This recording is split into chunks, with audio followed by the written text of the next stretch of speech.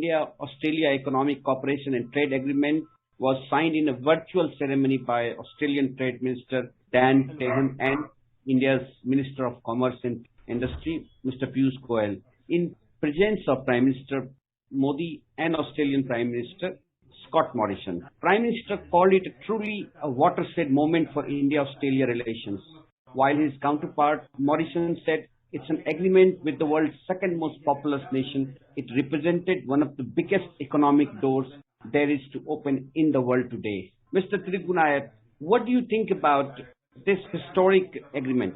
Since 2020, I must say that the relationship between India and Australia has moved into a very, very high order. And as we can say, the comprehensive strategic partnership that has grown across the region and especially in the context Quad and bilaterally, different formats has been going on. India earlier used to be quite hesitant to sign new free trade agreements because the experience with the past ones was not that good. Secondly, as you know, we are out of RCEP. We did not want to join that. Australia, Japan partners are also in that deal, but that is predominantly controlled by the Chinese. And therefore, India has decided that it follow on some of the countries, the free trade agreements or comprehensive economic partnership agreements.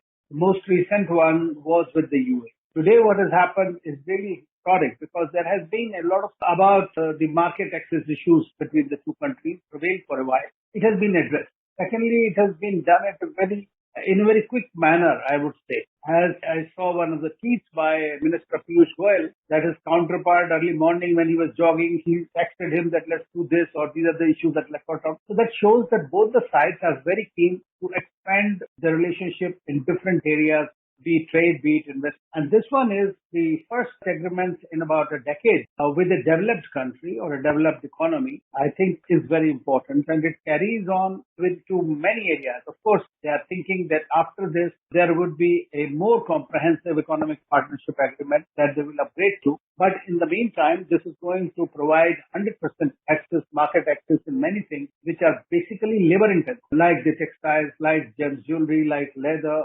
automotive and others. And at the same time, you will be receiving a lot of raw materials into India that will make things cheaper. So it helps India's exports because currently they are about $10 billion.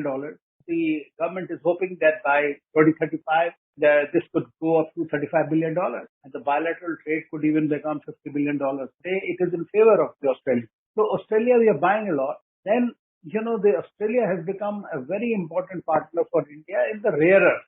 And recently I read about something that there has been a $2.3 billion agreement has been signed for developing the supply chains, value chains in the rare earths that are extremely important, and especially as the world is going through a big spiral.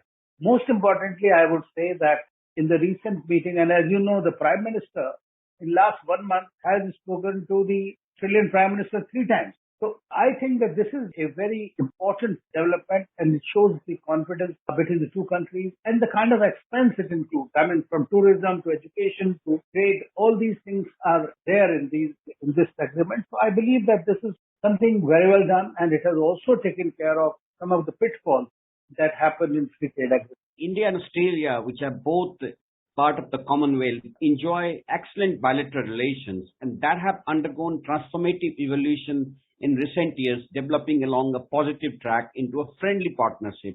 This ECTA, between India and Australia covers almost all the tariff lines dealt in by India and Australia respectively and covers areas like trade in goods, rules of origin, trade in services, technical barriers to trade, dispute settlement, movement of natural persons, pharmaceutical products, and cooperation in other areas. From the first day of implementation of this trade pact, 95% of the goods will attract lower duty. And as you rightly said, all labor-intensive sectors such as apparel, footwear, and jewelry will get zero duty access from the day one. How will this benefit export industry sector? Well, actually, I have not gone through the full agreement, but what I have read the pointers, one of the most important things that attracted my attention was that there will be a zero duty on 96.4% Indian exports immediately. And there are about 5% duty, of course, on jewelry, which is there. But if you don't have any duty, you have 100% market access and there are no technical barriers to the trade, which also act as a dampener. I think that they will be able to access the market, and that's why the projections of enhancing the trade from $10 billion to about $35 billion in 10 years is achievable. So I think they have worked out very well. Secondly, we import a lot of raw materials like the steel, like coal, from the country. So your input cost would also reduce same time. And then you get the raw materials from there with cheaper cost, add value to it, convert it into this and sell it to the market at nearly 0% duty, which is something very good. And in this agreement, of course, in order to avoid any major problems, there is a greater focus on the rules of origin. That is something, and also try to find new market services. There was always an issue about the agricultural products. A lot of our cooperatives were not keen that Australia is a big milk producer. But trade is a two-way. It is never a one-way. So you cannot just think how much is going to benefit me and how much other person is getting $5 more. So we can't look at the trade in a microscope. So it is very important from our perspective. And that's the reason, 5% duty on jewelry. You can imagine that currently it's roughly about $270 or $225 million annually, and which is immediately will go up to in a year's time to about $350 million.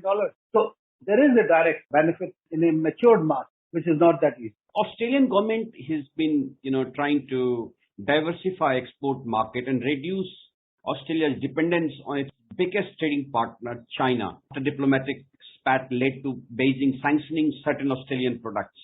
Now, the deal with India will remove tariff on more than 85% of the Australian goods exports to India. So it is also in the interest of Australian business, Australian market, that deal will benefit their business as well. So you think Australians were also very keen because they wanted to broad base their export market and also same time lessen the dependence of Chinese influence on their market? You see, there are two things you have to see, that the pandemic and the Chinese aggressive and bull tendencies and bull warrior diplomacy has really threatened the world global order in a certain way. The way they have behaved with Australia, we are already having a major problem on our border with the Chinese, with the ASEAN countries and all.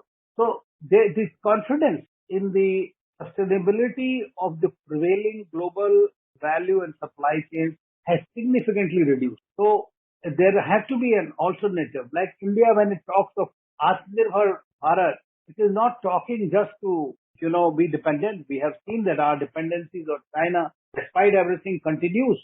During the pandemic, our trade clocked the highest with the Chinese, despite all efforts. So that shows the dependence. So like Australia is also trying to diversify into the Indian market in a much bigger way. And I would say that in last 2-3 years, the efforts that they have made have borne great fruit. And for both sides, it's a mutually beneficial partnership, both in trade and investment sector. One of the important products which India imports is the coal. Obviously, the tariff will be reduced, rather scrapped on sheep meat, wool, copper, coal, alumina, fresh, Australian rock, lobster, and some critical minerals and non-ferrous metals to India. Coal, which accounts for 3/4 of India's imports from Australia. So this scrapping of duty, how will that benefit us in terms of importing the coal from Australia? The thing is, you have to see that the coal is an input and you require it for energy production. Even today, our energy production is quite high, significantly. I would suggest that we have to look at it. If it's cheaper to us in that sense, for the consumer, then it is always good. Otherwise, the hydrocarbons cost has been going up and it is causing a havoc for the economy, most economies. So you need to have ensured supply. You have seen last few months ago, we had a problem where our power plants did not have adequate supply of coal. And there was reports every day that we can last only for a few days. So you need the assured supply. And if they can be at the competitive rate, that is going to be far more beneficial. I look at it in a holistic manner, and I think that this is a well-done trade deal. In any case, there is a provision in the next 15 years that they can review the functioning of this, whether it is working to our advantage or not. Thank you very much for your time. Thank you so much.